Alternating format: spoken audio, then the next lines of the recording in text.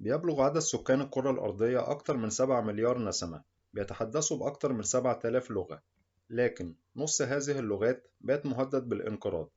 وعلى الرغم من أن عدد اللغات الرسمية المعترف بها في الأمم المتحدة هو 6 لغات، هي الإنجليزية والأسبانية والفرنسية والروسية والعربية والصينية، لكن هناك بعض اللغات أكثر انتشارا من بعض هذه اللغات الستة.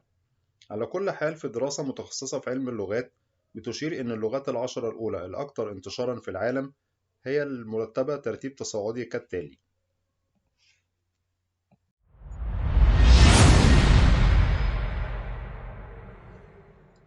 اللغة الألمانية، وبتحتل المركز العاشر كأكثر اللغات انتشارا في العالم، وبيصل نسبة المتحدثين باللغة الألمانية 2.77% من سكان العالم، وبتنتمي للغات الجرمانية الغربية، وتعتبر إحدى اللغات الأم الأكثر شيوعًا في الاتحاد الأوروبي. ومن أشهر البلاد المتحدثة باللغة الألمانية إلى جانب ألمانيا النمسا وأنحاء من سويسرا وبلجيكا. اللغة الفرنسية، وبتحتل المركز التاسع، وهي اللغة الرسمية في 32 دولة في العالم، وبيصل نسبة المتحدثين باللغة الفرنسية 3.5% من سكان العالم. أما الناطقين بها إلى جانب الفرنسيين فبيتوزعوا بين كندا وبلجيكا وسويسرا ولوكسمبورغ وموناكو وبعض دول إفريقيا.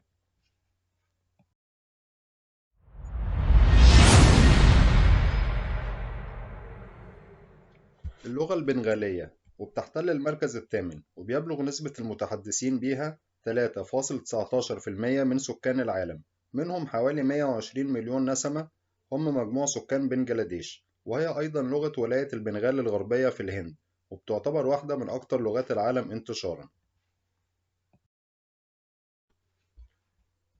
اللغة البرتغالية، وبتحتل المركز السابع بنسبة تصل إلى 3.26% من عدد سكان العالم، بيتوزعوا بين البرتغال وماكاو وأنغولا وفنزويلا وموزمبيق، لكن أشهر وأكبر دولة بتتحدث البرتغالية هي البرازيل.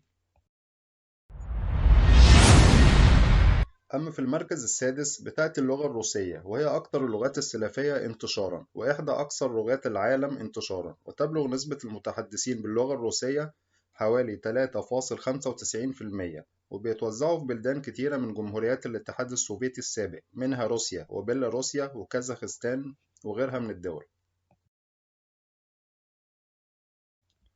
اللغة الأسبانية، وبتحتل المركز الخامس، وبيصل نسبة المتحدثين بها حوالي 6.25%، أي حوالي 400 مليون نسمة. وإلى جانب أسبانيا بتنتشر في أمريكا اللاتينية والوسطى، وهي اللغة الثانية في الولايات المتحدة بعد اللغة الإنجليزية.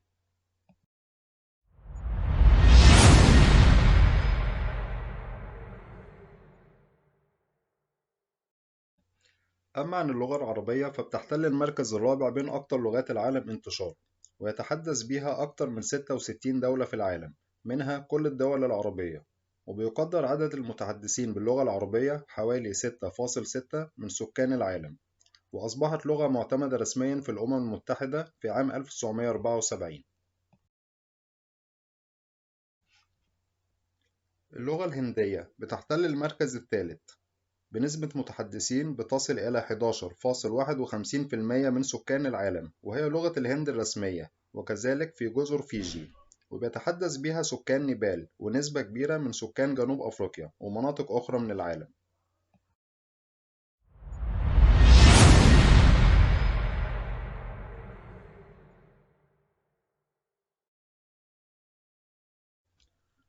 أما عن لغة المندرين الصينية فبيقدر نسبة المتحدثين بهذه اللغة حوالي 18.5%، وعددهم بيتجاوز المليار تقريبا، غالبيتهم في الصين، بالإضافة إلى الصينيين المنتشرين في مناطق مختلفة من العالم وخصوصا في جنوب شرق آسيا.